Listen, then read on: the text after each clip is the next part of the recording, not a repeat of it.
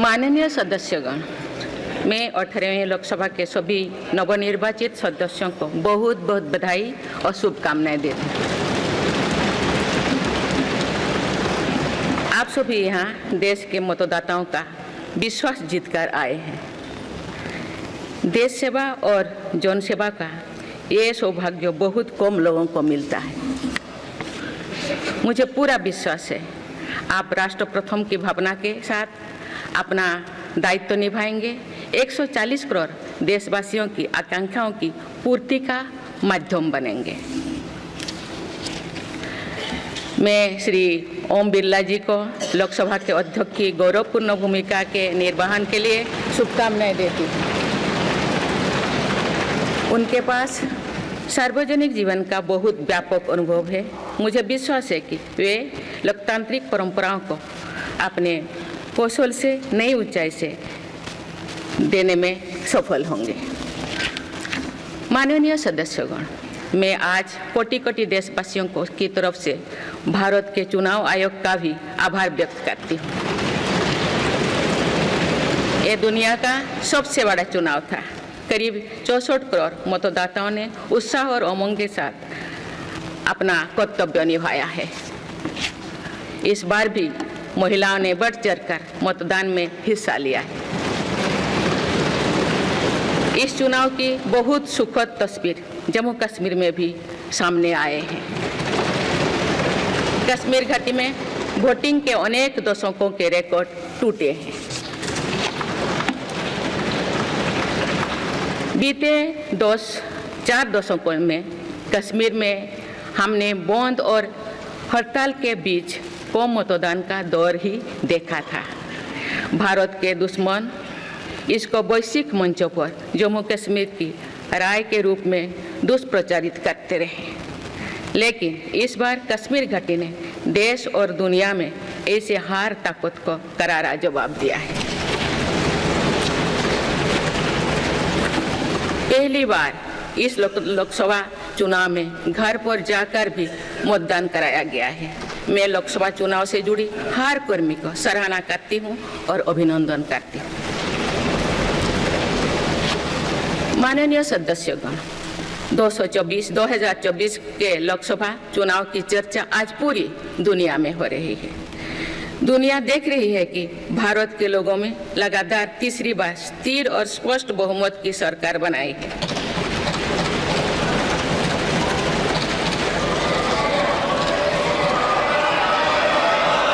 छह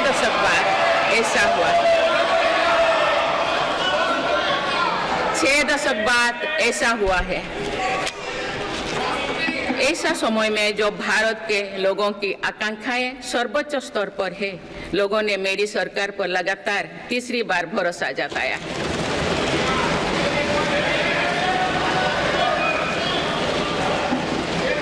भारत के लोगों को ये पूर्ण विश्वास है कि उनकी आकांक्षाएं सिर्फ मेरी सरकार ही पूरा कर सकती है।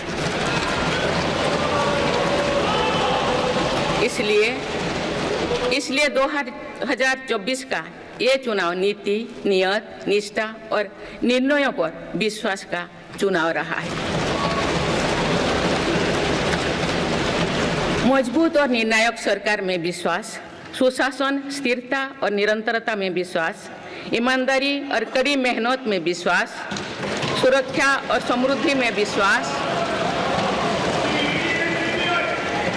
सरकार की गारंटी और डिलीवरी पर विश्वास, विकसित भारत के संकल्प में विश्वास। मेरी सरकार ने 10 वर्षों से सेवा और सुशासन का जो मिशन चलाया है, ये उस पर मुहर है। ये जनादेश है कि भारत की विकसित बनाने का काम बिना रुके चलता रहे और भारत अपने लक्ष्यों की प्राप्ति करते रहे।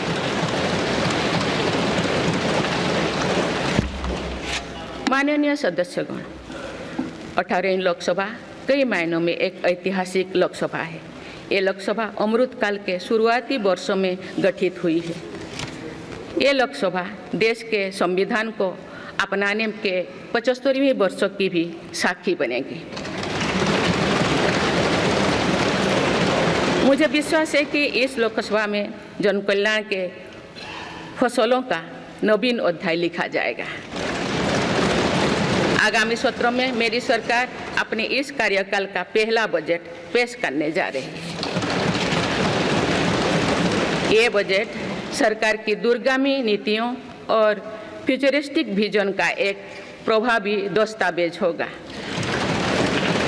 इस बजट में बड़े आर्थिक और सामाजिक निर्णयों के साथ ही अनेक ऐतिहासिक कदम भी देखने को मिलेंगे।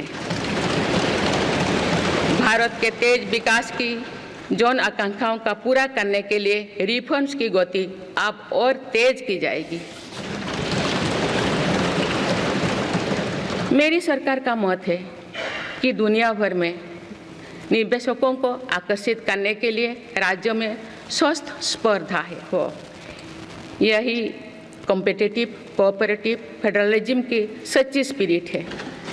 राज्यों के विकास से देश का विकास, इसी भावना के साथ हम आगे बढ़ते रहेंगे। माननीय सदस्यगण, रिफॉर्म, परफॉर्म और ट्रांसफॉर्म के संकल्प ने आज भारत को दुनिया की सबसे तेजी से बढ़ने वाली अर्थव्यवस्था बना दिया। 10 साल में भारत 11वें नंबर की अर्थव्यवस्था से ऊपर उठकर 5वें नंबर पर पहुंचा है। साल 2021 से लेकर साल 2024 के बीच भारत में औसतन 8% की रफ्तार से विकास किया है और ये ग्रोथ सामान्य समय में नहीं हुई है। बीती वर्षों में हमने 100 साल की सबसे बड़ी आपात देखी। वैश्विक महामारी के कालखंड और विश्व के अलग अलग कोने में चल रही संघर्षों के बावजूद भारत ने ये विकास दर हासिल की है। ये बीते 10 साल के रिफॉर्म्स और राष्ट्रहित में के लिए किए गए फैसला के कारण संभव है। आज भारत अकेले ही दुनिया की ग्रोथ में 15% का योगदान दे रही है। अब मेरी सरकार भारत को विश्व की 3रे नंबर की इकोनॉमी बनाने में जुटी हुई है। इस लक्ष्य की प्राप्ति विकसित भारत की नींव को भी मजबूत करने में के काम करेगी।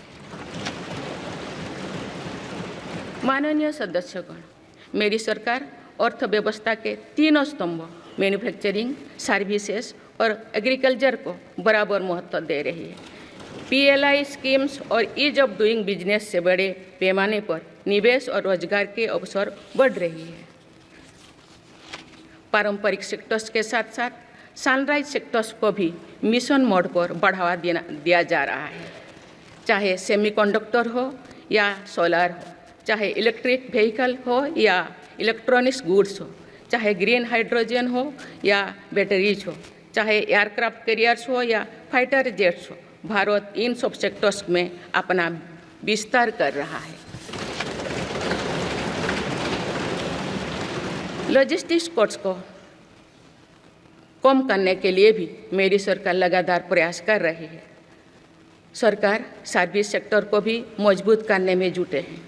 आज IT से लेकर टूरिज्म तक, हेल्थ से लेकर वेलनेस तक हर सेक्टर में भारत लीडर बन रहा है और इससे बड़ी संख्या में रोजगार और स्वरोजगार के नए मौके बन रहे हैं। माननीय सदस्यगण, पिछले 10 वर्षों में मेरी सरकार द्वारा ग्रामीण अर्थव्यवस्था के हर पहलू पर बहुत जोर दिया गया है। गांव में कृषि आधारित उद्योगों, डेयरी और फिशरीज आधारित उद्योगों का विस्तार किया जा रहा है। इसमें भी सहकारिता को प्राथमिकता दी गई है। सरकार किसानों उत्पाद संघ, FPO और FACTS जैसे सरकारी संगठनों का एक बड़ा नेटवर्क बना रही है। छोटे किसानों की बड़ी समस्या भंडारण से जुड़े होती है, इसलिए मेरी सरकार ने सहकारिता क्षेत्र में दुनिया की सबसे बड़ी भंडारण योजना पर काम शुरू कर चुकी है। किसान अपने छोटे खर्चे पूरे करने के लिए इसके लिए PM किसान सम्मान निधि के तहत उन्हें 3,20,000 करोड़ रुपये से ज़्यादा राशि दे सकती है। मेरी सरकार के नए कार्यकाल के शुरुआत दिनों से ही किसानों को 20,000 करोड़ रुपया से अधिक की राशि ट्रांसफर की जा चुकी है। सरकार ने खरीफ फसलों के लिए एमएसपी में भी रिकॉर्ड वृद्धि की है। माननीय सदस्यगण, आज का भारत अपनी वर्तमान जरूरतों को ध्यान में रखते हुए अपनी कृषि व्यवस्था में बदलाव कर रहा है। हम ज़्यादा से ज़्यादा आत्मनिर्भर हो और ज़्यादा से ज़्यादा निर्यात से किसानों की आमदनी बढ़े, इस सोच के साथ नीतियाँ बनाई गई है, निर्णय लिए गए हैं। जैसे भारत दलहन और तिलहन में दूसरे देशों पर निर्भरता कम करने के लिए देश के किसानों को हर संभव मदद दे रहे हैं। ग्लोबल मार्केट में किस तरह के फूड प्रोडक्ट की डिमांड ज़्यादा है, इसके आधार पर नई रणनीति बनाई जा रही है। आजकल ऑर्गेनिक उत्पादों को लेकर दुनिया में डिमांड तेज़ी से बढ़ रही है। भारत के किसानों के पास इस डिमांड को पूरा करने के पूरा भरपूर क्षमता है। इसलिए सरकार प्राकृतिक खेती और इससे जुड़ी उत्पादों की सप्लाई चेन को सशक्त कर रही है। ऐसे प्रयासों से किसानों का खेती पर होने वाला खर्च भी कम होगा और उनकी आय भी और बढ़ेगी। For more of such videos, do like, share and subscribe to ET Now Swadesh.